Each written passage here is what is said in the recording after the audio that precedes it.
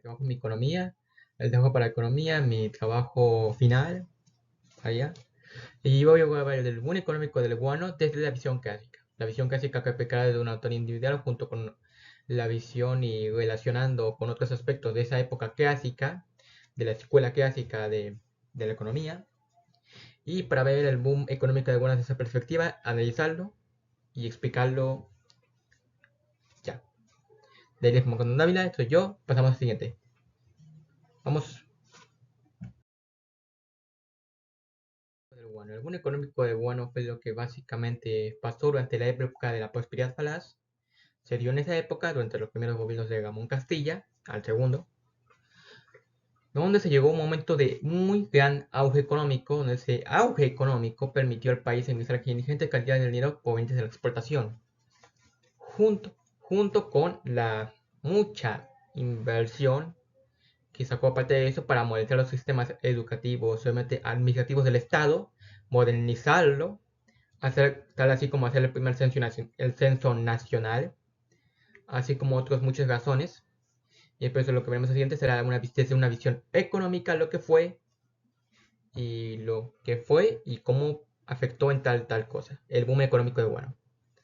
Ahora veremos la caída y eso. Ok, pues lo que digo sacado y este boom guano se formaba por parte de las islas guaneras, donde estamos viendo una imagen referenciada. Esto es actual, no vieja. Es época actual. Pero en las islas guaneras había ingentes cantidades, más que esto, ingentes cantidades que permitieron, ya que era fácil extraerlo, materia prima fácil, y que el mundo necesitaba en ese momento, ya que el mundo lo exigía. Estamos hablando de la época industrial. Maquinaria con labores obreros. Tenían que ser sus tierras desfavorables en Europa por parte de industrial. Necesitaban comida para su población y para los trabajadores. Por lo tanto, tenían que buscar un buen fertilizante. ¿Y cuál era el buen fertilizante de calidad? El peruano. El guano peruano era el fertilizante que necesitaba en ese momento. Y gracias a eso, y gracias a que era un producto deseado por alta demanda, se puso este gran boom económico del guano. Siguiente. Obviamente hablando de la escuela clásica, después pasaremos a la visión de David Ricardo. Así lo dividió. Escuela clásica, David Ricardo, ¿ya? Primero escuela clásica. Pasando por la parte de la escuela clásica, los elementos que se relacionan con este boom económico fue el libre mercado, puesto que al principio el Estado no sabía el gran potencial que tienen estas islas coneras. Así que solamente a los comerciantes y las compañías y a los concesionarios que querían ir y hacer comercio exportando el guano, solamente les cobraba el arrendamiento, el alquiler o la concesión. Solamente eso.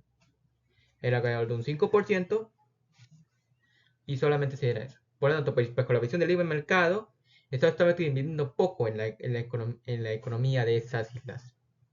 Por lo tanto, se puso a aprovechar para que los grandes comerciantes, grandes compañías y personas, concesionarios, podían ser peruanos o ingleses, hacían comercio con eso, aumentando las exportaciones y permitiéndoles desarrollarles grandes exportaciones, ya que pueden exportar sin requerimiento del apellido estatal, sin pedido del Estado, sin por así decirlo, permitición de parte del Estado.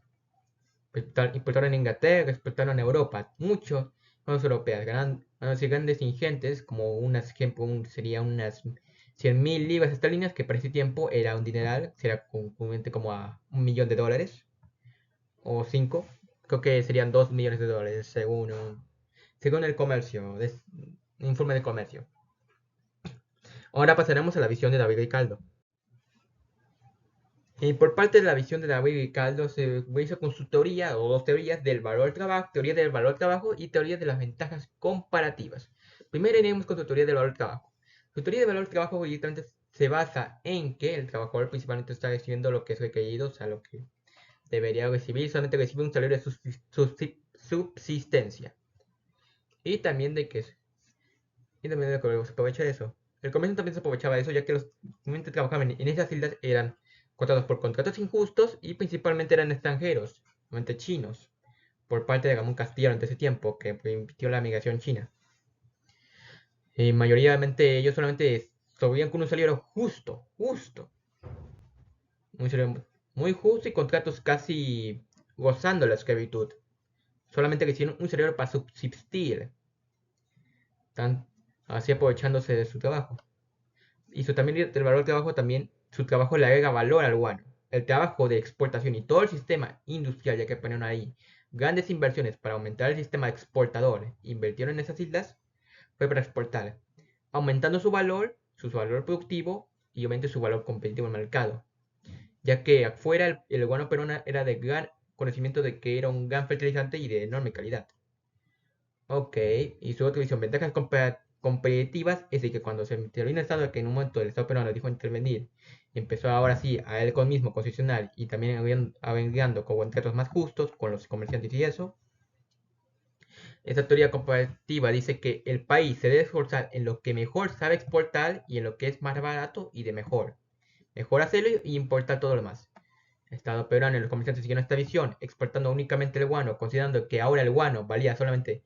El guano formó parte del 80% de los ingresos fiscales, según Jorge Basado en su tiempo, lo que provocó obviamente una gran cantidad de dinero para el Estado peruano. Basándose en esta teoría, lo relaciono con la visión de la teoría comparativa y la teoría del trabajo de David Ricardo. Ahora sí pasaremos a las conclusiones, o bueno, primero pasaremos a la macroeconomía y microeconomía.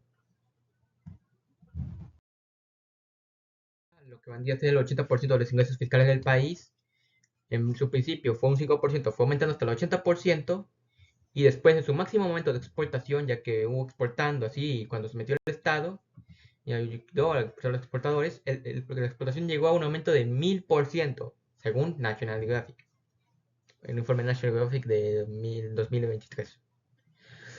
Junto con esto, también la microeconomía. Lo que pasó con la microeconomía, la economía local, lo que vendría a ser los concesionarios por parte de ellos, obviamente fueron los grandes beneficiados de ese sistema. Los grandes beneficiados que bajo su propio sistema de empresa y división del trabajo, tomado del sistema libre, que escuela clásica, lograron maximizar sus productos, lograr exportar mayor, mejorar su sistema y así exportar al mundo. Y ok, pasamos a las conclusiones. Concluyo que esta época bajo la visión se vino bajo la visión de la escuela clásica, se vio bajo esas sentencias, se dio bajo esas conclusiones, que se basó en esta época en la escuela clásica, la relaciono con esto.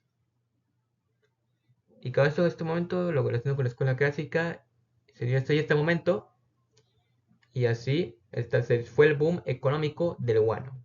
Gracias por ver, chao.